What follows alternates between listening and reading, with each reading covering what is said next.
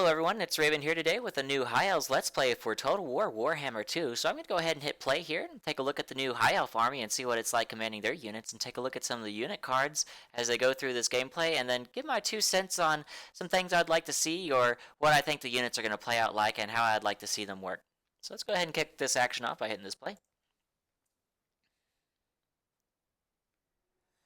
Hello and welcome to this Total War Warhammer 2 Let's Play for the High Elves. This custom battle takes place in the stunning landscape of mosquito swamps in the heart of Lustria, one of the few ritual sites the four races will be fighting over in order to gain control of the vortex. Now it's worth mentioning that everything you see in this battle today is a work in progress, so some visuals and stats are placeholder and are subject to tweaking and balancing. Alright, so let's go ahead and start off with how beautiful these phoenixes look over here. This one right here, the Frost Heart, and over there, the Flamespire Phoenix or something like that. Not quite sure of its name. And also how beautiful these maps are with the rainbows in the background and the rainbow effects coming out of these pillars. Looking very Lizardman-esque over here in the background. So something I'd like to see maybe coming from the tabletop version. I believe that they had a effect where if you go over certain terrains or perhaps go through a forest or things like that, you would roll the dice and you would see what kind of effect that forest or landscape would play in the battle on your units, whether it causes damage or fear and stuff like that. Not super educated in how tabletop works, but I think that'd be a cool kind of mechanic to implement into gameplay. Maybe not in online battles where it might be abusable or cause imbalances, but maybe campaign still might be a little bit of an issue here and there in campaign depending on what you have and what the opponent has. But maybe quest battles where they're very themed and theatrical, that might be something really interesting to see, like they did with the Morgor quest battle as the Wood Elves trying to fight him and kill him off, because he had that insane shield that reduced all the damage he took for quite an amount of time, and it would only wear off for about a minute or so. I can't quite remember that quest battle, it was so long ago. But that'd be pretty interesting to see more cool mechanics like that come into the gameplay from the tabletop and stuff like that. I think that'd be very interesting. Now moving on to our army, we have the Frostheart Phoenix, a highly armoured flying unit that causes a chilling effect to those around it, slowing them down and making them weaker. Alright, kind of lost the unit card right there, but let's go ahead and take a look at it. So you can see 6,000 HP. That's not bad, especially tied in with that 80 armor and 100 speed. So a very maneuverable flying unit right here that's also quite tanky. So this in tandem with the fear and terror mechanics are going to be pretty strong. Not to mention that it has the chilling effect, and he said that it actually debuffs enemy units. It makes them weaker. So I'm maybe foreseeing kind of a poison effect, maybe a 22% damage debuff, or maybe a vigor draining, something like that just makes units overall weaker in combat by either worsening their melee attack or melee defense, or actually decreasing their weapon strength in total. I'm not quite sure how it's going to play out, but it would be very interesting to see how that would work, because sticking this unit into the front line, seeing that High Elves benefit from that martial prowess, if their unit have... If any of their units have over 50% of their HP, they benefit from a higher melee defense than they normally would. So you can probably see that right here with this 50 melee defense. Might not be a very staple thing, because I don't actually know if this unit benefits from martial prowess or not, or if it's only akin for infantry or just elven units themselves, like actual elves, whether they be cavalry or mounted on something or on foot themselves. So we'll see how that plays out, and I really want to see how this attuned to magic perk works. So I know we're going to see that in the other unit card for the other Phoenix, but I really just want to know how much winds of magic does he have right now. Does he have 30 winds of magic? Does he have none? 5, 15 winds of magic? It doesn't say, and they haven't explained how it affects them yet. So I know it says that their performance varies proportional to how much winds of magic you have, but I'm not quite sure what skills it affects or how it directly affects them. So I really want to know the info on those aspects of how this unit works. I think that'd be very fun to find out, just managing your magic with the skill of a unit. So I'm gonna go ahead and click play and continue on with the introduction of the units and their unit cards here. There's a chilling effect to those around it, slowing them down and making them weaker. Beneath we have the Sword Masters of Hoeth. Alright, so right here, we're gonna go ahead and take a look at this. Their unit model count is amazingly high with 100 models per unit. That is quite substantial. So this is almost vampiric level unit sizes. So Skeleton Spearmen, of course, having like 120 units, and Skeleton Warriors having of 120 units as well, and Graveguard having 90, I believe. But this unit, Swordmasters of Hoeth, actually have the deflect shots little perk. They get a bronze shield, which I think actually renders a bonus of 35% missile block chance from the front or the side where the weapon would be, just like a shield. And 85 armor is nothing to sneeze at. That's 10 less of an Empire Greatsword unit, which trade quite effectively with the Chaos units with their quite high armor as well. But these melee attack and melee defense stats over here are very high. 43 melee attack, of course, would be quite high with any great weapon unit, but 41 melee defense, that's more akin to a spear unit in the front lines with a shield than it is a greatsword or a great weapon unit.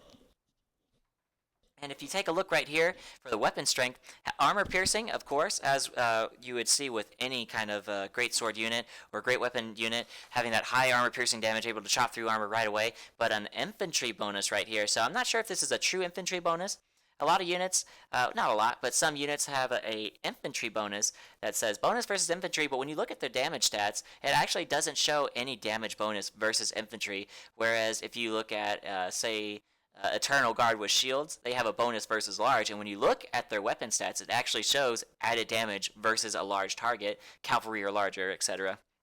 So I'd be very interested to see if they'd get a bonus from that damage, and that would be able to put them in the over 40 threshold range, and they would be some very ferocious warriors in the front line. Not that bad of a charge bonus, 20. Not that high for a greatsword unit, but not that bad either. So getting that charge off would be very advantageous, especially with this high unit count, because each one of the models can be dealing extra damage depending on how thin and widespread that line is, or how compact it is, and you're kind of missing out on that damage, but it would take longer to pierce through them all. So, managing that HP, you got 3,400 HP to work with before you lose your melee defense buffs. So that's a lot of HP to be able to regen with any kind of healing spells from your high lore magic. So we'll be very interested to see how that'll play out with the martial prowess for this race. And very cool that they added the ability to block arrows. They're talking about doing it, and they didn't actually confirm whether or not they would, but seeing it in the game makes me think that it's going to be a staple and they're just going to keep it, and that all high elf units are going to retain that high resistance to missile damage, whether it's the White Lions of Thrace. They're with the Great Axe, I believe it is. I can't quite remember what they are, but they have those white lion furs all over their bodies, giving them a missile resistance, and then all the spear units having that silver shield bonus. That's going to be absolutely amazing in the front line. So very anti-missile focused army for their infantry, at least. So that'll be very interesting to see against the Wood Elves, which I feel might be a little bit neutered against them, because they do rely quite heavily on archers doing a lot of their damage, but can go a good rush build. But seeing how they're more squishy and have less units, it'll be interesting to see how they play out. Hopefully they don't get just ran over by these high elves, but we'll see. As their name suggests, they are extremely skilled infantry that can actually deflect incoming missile fire by slashing it out of the air. A unit some may recognize from the Fallen Gates battle is the Eagle Claw Bolt Thrower. Interestingly, this is the only piece of artillery of So this is also another pretty interesting unit for the High Elves. They do have a multi-shot ammunition and a single-shot ammunition type. So single-shot with its bonus versus large and armor-piercing damage, obviously against large monstrous creatures, would do very well. And the multi-shot, even against cavalry, because it does have a bonus versus large, would do pretty good, because you're able to hit several cavalrymen at once, as compared to maybe one missile only piercing through one person and perhaps missing the rest of the formation, as compared to just shooting a nice blob and hitting several units at once. But I'm not quite sure if the blob or the multi-shot ammunition would be affected by shields or not. That'd be something to test out, but very interesting, because good armor-piercing damage, I imagine. Not the highest weapon strength, but at the same time, when you're working against infantry units and they're being hit with 152 damage, that's going to take bottles out of the fight right away. So that'll be very interesting to see. Not very good melee stats, but that's just obvious, because artillery can't have the best stats in the game, or it would be kind of overpowered if they were to get swarmed and to defend themselves. So we'll keep an eye on them.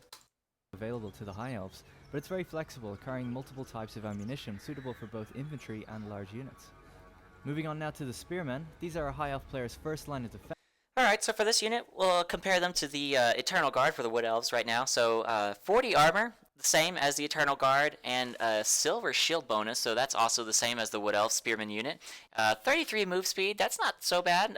76 leadership, slightly lower than the Wood Elf, so less resilient in the fights, more like readily able to just be routed due to mechanics like fear and things like that if they're not supported by a general and his encourage bonus. But this melee defense right here at 49, that's very, very high. Higher than the Wood Elf Eternal Guard with shields, I believe, which is only about 41 to 44, something like that, I believe. But when you take a look right here at the weapon strength, a 4 charge bonus and weapon strength of 24 with a bonus versus large. No armor piercing damage on this unit, sadly, but that's okay. 120 unit count with 6960 HP, so they're just going to be stuck into the front line. And if you have something that can buff up leadership or maybe keep their HP a little bit higher and regens when they start taking some good damage versus whatever might be coming their way, whether it's a charging Carnosaur or a Luminarch Hish firing at them with its giant lasers, they'll be able to be very resilient with all these models being able to deal good damage, being able to swamp large targets and things like that. So I foresee this being a pretty good frontline unit, sturdy and being able to survive for quite a long time, but not being the best at being able to do damage, so obviously going to rely on other units. So we'll see how that plays out. Defense. They're relatively cheap, surprisingly quick to move around, and great against large foes. Now we have heard some of the community's concerns regarding shield patterns and colors, so I wanted to show a snippet of some of the other high elf factions in the game. Obviously, we're only going to see a couple different shield patterns for our own armies. Like, all these are just going to be AI factions that we're not probably going to be directly in control of. It'd be nice to be able to have that army painter, or just be able to select any faction you wanted. Like maybe have an option where you can select a faction and then from there select a sub faction with all the same units but just a different color scheme. I'd kind of like that, and you can just pick one that you like or don't like. Like, I like that one in the middle with that orange and black. I think that looks pretty sexy. Or some might like the white and red, or whatever floats your boat. Of course, these are all subject to tweaking, so please keep the feedback coming. Now at the head of our army we have one of the most skilled warriors in all of Ulthuan, the legendary Lord Tyrion, and his Alright, sadly here they don't show the unit card for Tyrion, which kind of depressed me because they boast that he has extremely high armor on a barded warhorse, excuse me, but he maintains that extremely high speed that elven steeds come with. I believe it's about 90 or so for the Wood Elves on their elven steeds, so having about a 90 move speed with 80 to 120 armor, depending on how much they decide to give him, that is extremely high. That sounds very, very fun to play around with. A hard-hitting and tanky lord that can move around anywhere he needs to very fast. That sounds really interesting and very quite fun to play with. I'd like to see how he plays out with it. He's probably going to be one of my new favorite lords in the new game. Even though I'm not looking forward to the High Elf faction the most, he definitely seems to be one of the cooler lords coming in. So, in the back here, finally going to take a look at the Lothern Sea Guard. They're going to be a pretty interesting unit too, so I'll review them just as soon as their unit card comes up. prized mount Malahandir. That is Alright, so the Lothern Sea Guard right here, the unit card comes up. 50 armor, so actually better than your standard Spearman unit. 10 armor more, that's not bad. Leadership's about the same at 77. Speed 33 is exactly the same. Melee attack is at 24. Melee defense is 1 less, but their weapon strength is 3 higher. Charge bonus is still at 4, but they are a missile unit, so this is going to be an extremely, extremely fun unit to play with. I'm hoping that it's not going to be too OP. As you can see, it does have a lower model count at 90 and a lower health pool threshold, but overall, being able to put these guys in in guard mode and have that charge defense versus large whenever say getting flanked by cavalry and they start charging in from the back, if you can turn them around real quick, they'll be able to brace for it and then be able to start firing point blank while also using their spears and that bonus versus large to start tearing apart any unarmored cavalry that might be charging them. That sounds pretty devastating. So imagine like Crypt Ghouls, sorry, not Crypt Ghouls, but Crypt Horrors or Varghulfs or something like that get into the fight. This 90 model unit is going to start swamping them, and any unit in guard mode is just going to be able to fire at them point blank because they're so big, they're just going to be able to keep shooting straight over the heads of anybody that's not currently, that is currently engaged. So that'll be kind of fun to see.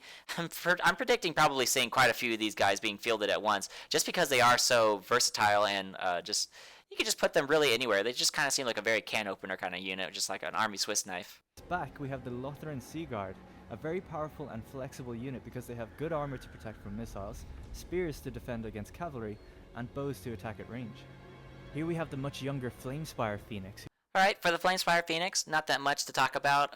Fire and magic damage, so that'll be good against any kind of regenerating creatures, and obviously ethereal units. 330 weapon strength, slightly lower than the uh, the frozen version, and I think a little bit better of a charge bonus, but 30 armor and 700 HP less. So, you know, not that bad.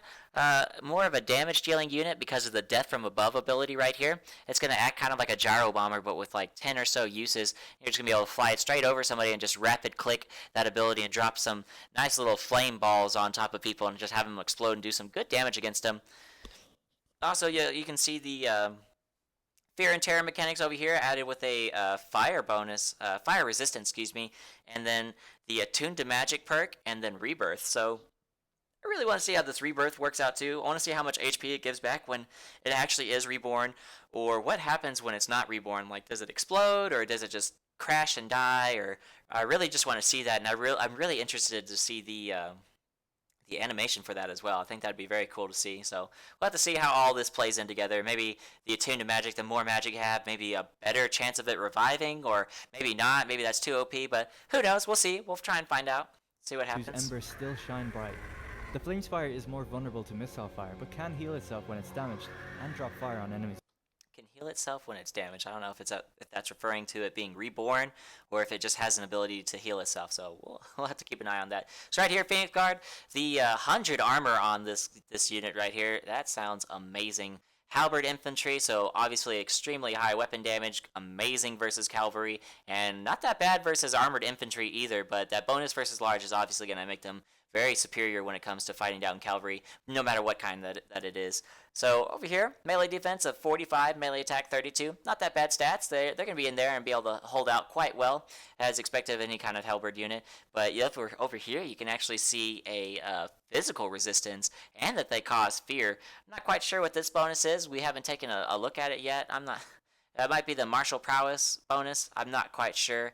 But they also do have an encourage ability and charge defense against all. So no matter who charges them, they're going to be able to negate the effect of that charge hands down. Just Savage Orcs coming in, they're only going to do their regular weapon strength. Blood Knights charging in, regular weapon strength. Terror Geist landing from above, probably going to be able to hit quite a few people, but as soon as it gets on the ground, that charge defense against all is going to kick in quite heavily. And so they're also going to be immune to that fear, so that's going to keep their leadership at 93, quite high, and which is already amazing. 93 leadership, that's outstanding. Physical resistance, I'm quite interested to see how high it is. I'm predicting maybe like a 20% physical resistance, tied in with 100 armor. That's going to be about as tanky as a tree man, if you think about it. That's outstanding. So good for these guys. They're going to be a very powerful unit, but I predict them being very, very expensive, sadly, in return for the trade-off of all that power and charge defense against all utility. Below it. Protecting the bird is the Phoenix Guard, a super powerful halberd infantry unit that is absolutely devastating to any large foe they encounter. Super powerful. And lastly, onto my favorite high elf unit, the Dragon Princes. These are the highest tier of cavalry. Alright, let's just stop. Let's look at how badass these guys are. They got the dragons on the shield, they got the dragon armor on the horses, they got the dragon helms on. These dudes look ferocious as fuck. I'm so excited to use these guys. Look at that punishing charge bonus too. 80 charge bonus. They're doing just as much as Chaos Knights with Lances, I believe, and Grail Knights, so they're in that top tier cavalry. They're not the ones to be fucked with. And look at this, a 60 model count cavalry unit. That's wild. And tied that in with a fire resistance and a physical resistance, in with their 100 armor. These guys are going to be ferocious. Might not have armor piercing damage or any kind of bonus versus large, but they're going to be tanky, and they're going to be hard to kill, and you're going to want these guys gone. These rear charges from these dudes are going to be absolutely devastating and very punishing to take from any kind of like low armor unit. Just imagine having some poor Eternal Guard engaged in the front, and these guys come running through the back and just spear straight through them. Oh, that'd just be so brutal. I really want to see what this physical resistance is for the Phoenix Guard and these Dragon Princes right here. I'm very interested to see how much it actually is. I just want to see what all these icons are. I keep thinking the Martial Prowess buff is there. I don't know if the Phoenix Guard have a different one, and these guys have a different one. I just want to know what all these buffs are so I can give you guys the most info. So we'll try and keep an eye out for that stuff if they happen to highlight it. Available. The entitled princes wear dragon armor, protecting them against any fire attacks. Oh my god, these guys look sexy. Obviously. Alright, so I think we're just about ready to start the battle. If we turn back on the UI, you can see all of the lovely units at my disposal. We have a fairly diverse army, also carrying a high elf mage and a lore master. So I'm not sure how many resources this guy got, but 1, 2, 3, 4, 5, 6, 7, 8, 9, 10, 11, 12, 13, 14, 15, 16, 17, 18, 19, 20. He has a full 20 stack army. Obviously, if we're in like an online battle, probably not going to be able to bring all this stuff, especially because he has lots of very high tier units. I'm assuming these Phoenix and stuff like that are going to be kind of high tier. Not quite sure. Obviously, the Phoenix Guard being chevroned up to 3, and the Dragon Princes, whichever one of these it was, I can't quite remember. I think it might have been these guys, chevroned up to a silver chevron. That seems pretty powerful. So. Maybe quite small in terms of armies, but I would really like to see what kind of magic they're using for these two mages. They obviously purposefully didn't show us, but I wish they kind of had showed off a little bit of the magic and allowed us to kind of guess about how good it's going to be. Sorry for that. I didn't mean to press play quite yet. We have some powerful magic at their disposal. Now before we start, I'm just going to turn on guard mode for some of my spearmen here, and make sure skirmish mode is off for my missile units. Alright, so right here, you can see 14 winds of magic, so he's pretty much half full, so I still don't know the correlation between the winds of magic and the Phoenix here, but maybe if they highlight the unit cards later and I can keep an eye on this, I can identify some of the changes in stats for y'all, and we can go ahead and put this questioning to rest, that at least is in my mind. I'm just so curious about that, I really want to know. I also forgot to mention I have 2 cavalry units on my right flank. We've got the Illyrian Reaver Archers, who are obviously missile cavalry, and the Silver Helms with shields, which are kind of a more standard melee cavalry. Alright, I think we've waited long enough. Let's begin the battle.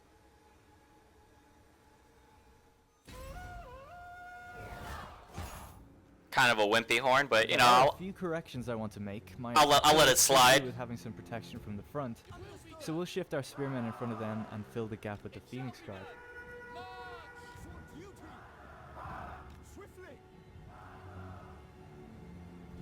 Today it's Lord Mazda Monday on his famed Mount Zlak. Ooh, look at these Croxagores. I love the war paint on all these guys right now. I love the color scheme for these units right here. These guys look so sweet, dude. I was so excited for the Lizardmen, specifically just like their monstrous units like these Croxagores. These dudes look badass. I'm so excited for this game. All the models look amazing. I think the favorite aspect of this game compared to other games is just how non-copy paste they are. Like I was so used to just bland units fighting each other, but every race is just so special, and the high fantasy setting just blows my mind. I love the look of this game. It's just so appealing to watch. So let's go ahead and get into this battle. Lord of Lizardmen who want to take back the mosquito swamps for himself. He has some proud-looking Croxagores at his front, flanked with the blessed Pterodons using fire leech bolas. No doubt they'll make this a very tough fight.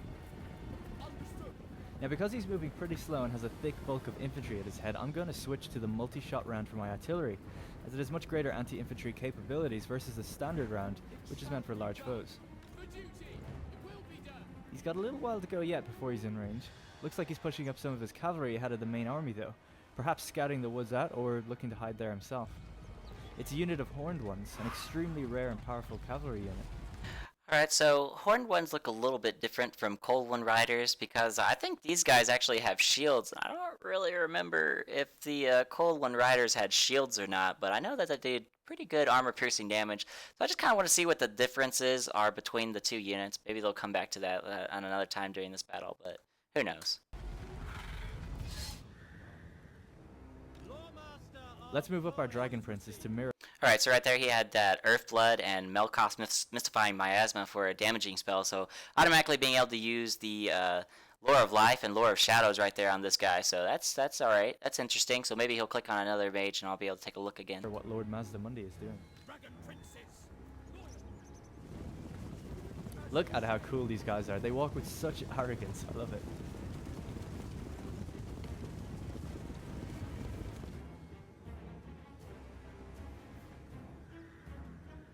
Oh, that horn means they're in range. Nice. Here we go. Now the anti-infantry shot isn't going to do much against the horned ones, but it might push them out of the forest. Our cavalry is pushing up to meet the threat, though the Silver Helms would have a tough time against the horned ones. Alright, so obviously these two shots do different damage. That's pretty interesting to notice.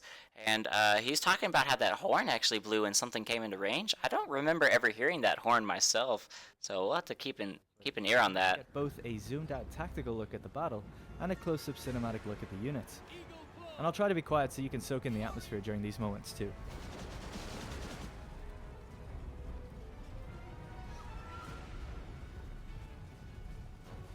So as Mazdamundi is an insanely powerful magic user, at the first sign of damage he has cast Apotheosis, regenerating the hit points of his nearby units that are being attacked. Alright, you can see there that he has his own lore of magic right there, I believe. I've never seen that spell before. It might be an ability, who knows. But it actually allows that unit to cause fear as well, so it will lower the leadership of units in the front line and heal them, so that's pretty interesting. Good for them. A pretty clever move. As long as the individuals don't die, he can just keep healing them. Alright, we've got some Pterodons moving on. Actually, he said as long as they don't die, they can keep healing them. Let's see how much. It actually costs 5 winds of magic, but can cast every 23 seconds. That's not bad. That are being attacked. A pretty clever move. As long as the individuals don't die, he can just keep healing them. Alright, we've got some Pterodons moving on my right, so I'll move out the good old Frosty to push them back.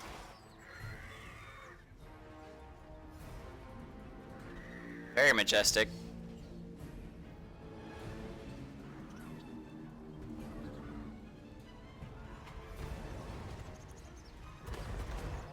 Dragon Princes are about to engage some Cold One Riders now. This should be an easy fight, but they are backed up with some extra Pterodons.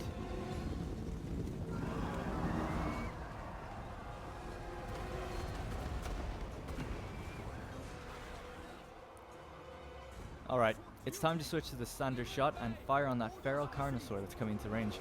I don't care how much charge defense my spearmen have, that thing's gonna hit like a wrecking ball into my front line. Time to pull Frosty back, can't really see how he's doing out there, and it looks like he's being fired on. And yep, the horned ones have engaged my helms on the right. Let's push spears on them. Ah, it was the cheeky chameleon skinks lurking in the woods firing on my Frostheart Phoenix. Sneaky, sneaky.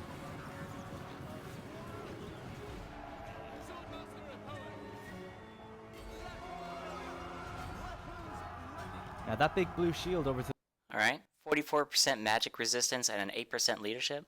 Looks big enough to probably cover like 2 units like this. 8%, plus 8 leadership, not bad. So especially if there's like a Fate of Buna or something going off like that against a really high value target unit like these Dragon Princes, and they start casting a Fate of Buna on them, that would do devastating damage. Probably taking out at least like half their HP, maybe a little bit less, but adding that 44% magic resistance and 8 leadership would definitely keep them in any kind of fight regardless of how strong that magic is coming against them. So that's going to be a very very interesting buff to see. Who is this from? It's a character ability, so maybe that's coming from Tyrion or one of these two dudes. Not sure. Whew. I really wish they would explain to the a left little bit more. is buffing their leadership in there and protecting them from spells. I think it's the shield. Oh, okay, sorry. So that's actually from Mazdamundi, I believe, casting that on them himself. So for the old ones, obviously the old ones being kind of like the gods to the lizardmen, but the guiding force of their race. Those are the old ones.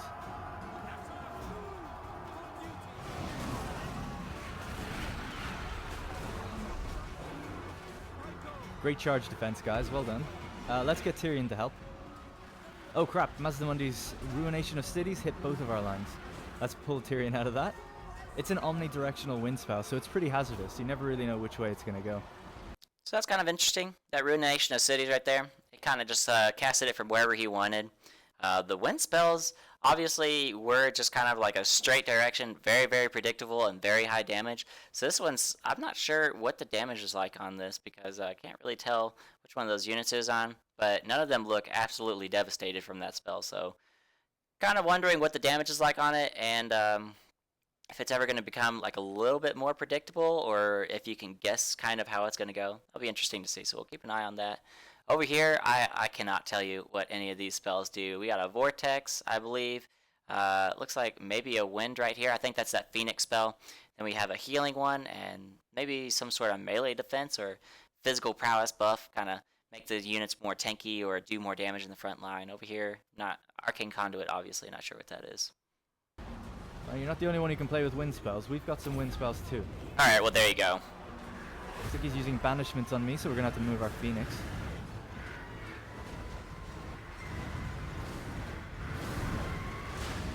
Oh, just missed the Croxigores, but it did some good damage even so.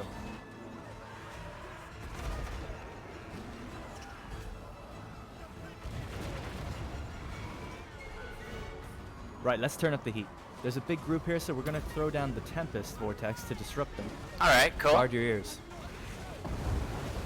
Oh yeah, now this is actually great at ensnaring flying units, but it does... Alright, so he said great at ensnaring flying units, so I'm wondering, like, if you have a unit of Hawk Riders coming through or some Fellbats, like, what's going to happen? Like, just going to get caught up in the storm, not able to move, or swept with it, or just increased damage? Kind of wonder what he's talking about right there, and how it affects larger units, say, like a Terrorgeist, or Star Dragon flying through it, what's going to happen right there. So that's a very interesting and very pretty spell, and seems to be doing pretty good AoE damage, but I'm not quite sure because we can't see the enemy's health bar, so we'll find out. Decent damage on the ground too. Looks like he's healing more units. Let's push the cavalry out to the chameleons. Looks like we've got a little bit of a gap we can exploit here.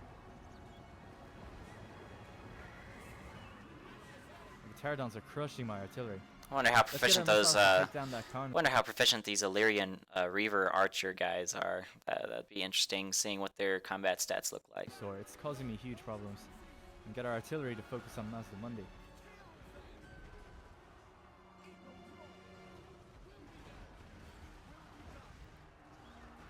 There you go. So some point-blank single-shot artillery shots hitting this Carnosaur from these Eagle Claw bolt throwers, however you say their names. So obviously, like he said, the multi-shot doing good against infantry and stuff like that, but still doing armor-piercing damage. So against cavalry, I can see that being kind of a useful tool as well. But that single-shot damage, I think that's just going to add up over time. But a lot of these units seem to have a lot of HP. I feel like a little bit more than I can remember on most infantry units from the previous games, or maybe it's just high model units tied in with a pretty decent HP pool. Just seems to kind of be above what I remember, but we'll have to compare it. We'll probably see some buffs and changes or debuffs across the board just to try and fit in all the races together, because obviously buying Warhammer 2, they're not going to want you to just be able to sweep everybody with Warhammer 1 and just be able to like throw them under the rug pretty much with the new races. They're going to want balance across all the 16 main races I think there are, and allow them to all have a certain feel to them. So hopefully they keep up with it. I think that they're doing an amazing job with this balancing so far, but people have their opinions. If you have one to voice down below, maybe we could start a thread for that for CA and try and get them to take a look at it, because they're pretty good at listening to the public. Sorry for that. My dog barked in the background over there with my wife. It's not going to be a good day for that guy. Some nice animations.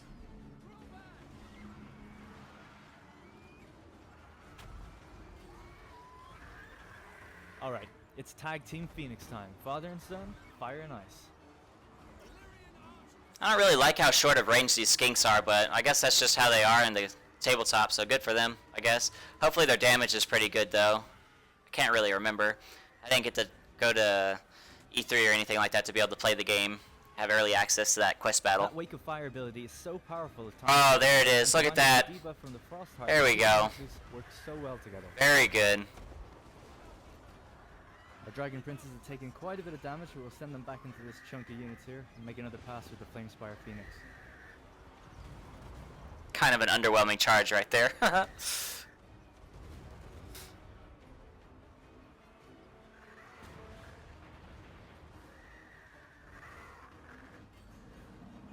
Right, we've finally gotten rid of the Carno. Let's focus on Mazda Mundi now and buff our Winds of Magic. Now at this stage of a battle, things can get a little bit hectic. Now of course you can pause it to issue orders, but we don't do that here at Total War. We can use Hand of Glory. It's pretty much made for the Lutheran Sea Guard, as it buffs reload and melee attacks, so these guys will be ready for anything. Alright. I understand now. And let's buff our Winds of Magic to empower our Phoenixes again.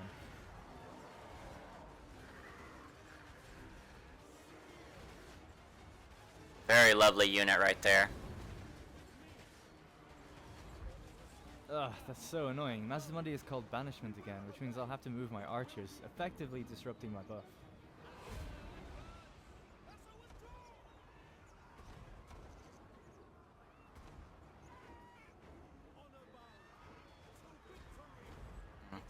Not a lot of armor I piercing think we've damage got him on now, the. though. Battle. Oops, my bad right there. Not a lot of armor piercing damage on the Lothern Sea Guard with their missile units. So hopefully we can see some armor piercing missiles coming out of the High Elves. We'll see how that works out. I feel like their infantry is pretty substantially like stronger than other infantry in the game that we know of right now. So maybe they might be a little bit weak on their archery from what it seems like. I don't know if that's how they were in campaign. I mean, not campaign, but tabletop or not. But that's how it seems to be from my perspective. So we'll keep an eye on that. Battle is turning in my favor.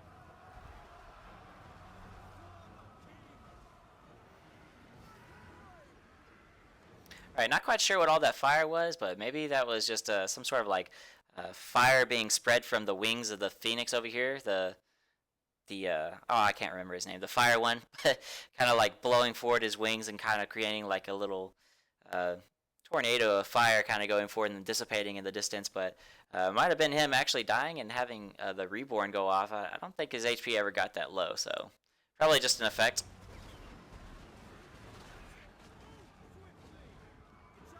Yeah, just mopping up the remaining few now, dealing with the stragglers. Psh, look at him run away, the absolute coward.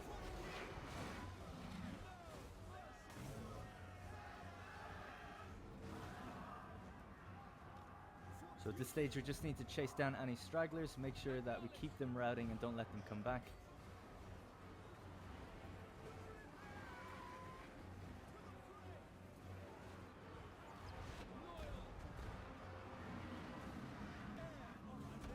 Alright, I think that's it. We've just about won. Masamundi is going to run back to the swamp he crawled out of, and today belongs to the High Elves.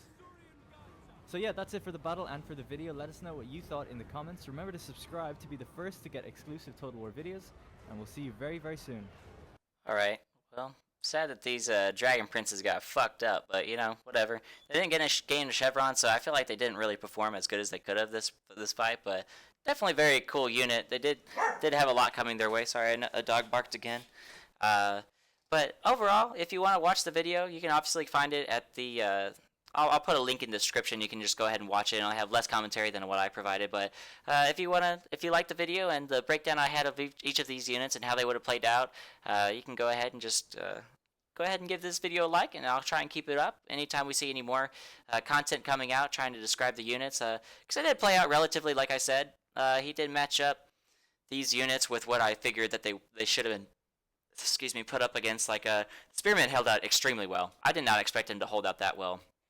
That extremely high model count per unit, that's because people kind of, you need to take into account that like each unit has all these models and every model counts. So like when you're fighting a unit of Eternal Guard with like 75 models compared to 120 models, well, if you have this really thin and spread out line that's able to envelop like an Eternal Guard unit, all those models are doing damage. So if their stats are lower, but they have that DPS from those extra models, it's going to add up over time, especially when you have really unarmored monstrous infantry or just monsters in general trying to crash into your front line and they get that bonus versus large. That's just going to be devastating. So really high model counts mixed in with really good melee stats, that sounds like a pretty powerful combination. So trying to keep your units really healthy, obviously like you want to do in any fight, but particularly with the High Elves in combination with that martial prowess, sounds so incredibly powerful. So really interesting feel from this army. I can definitely feel that you want to keep your units really together, whereas like for the Wood Elves, it's more of a kite and fight kind of thing, or Orcs, it's just a mad dash for the targets, beat them down, or causing terror and try and rout the enemy as fast as possible with the vampire counts, or outlast them with a tanking, healing blobs, things like that, and just kind of win through an atrocious fight. These guys are more just try and keep it high and tight and win through superior tactics, I guess, and utility through their monstrous creatures and their cavalry and things like that. So very interesting magic too. I'd like to see what other kinds of lore of magic this lore master can use besides just the life and the lore of shadow. So maybe they'll show some more of this guy off in the future. We'll have to keep an eye out. Maybe we can see some things we might be able to pinpoint in the trailer whenever it gets released, of sort of things we might have missed here that they specifically did not disclose. So If you liked the video, guys, go ahead and give it a thumbs up. Subscribe if you'd like to see more, and comment in the comment section, as always, if you'd like to leave some criticism on how you'd like to improve this viewing pleasure for you. So, as always, guys, I'll catch y'all later.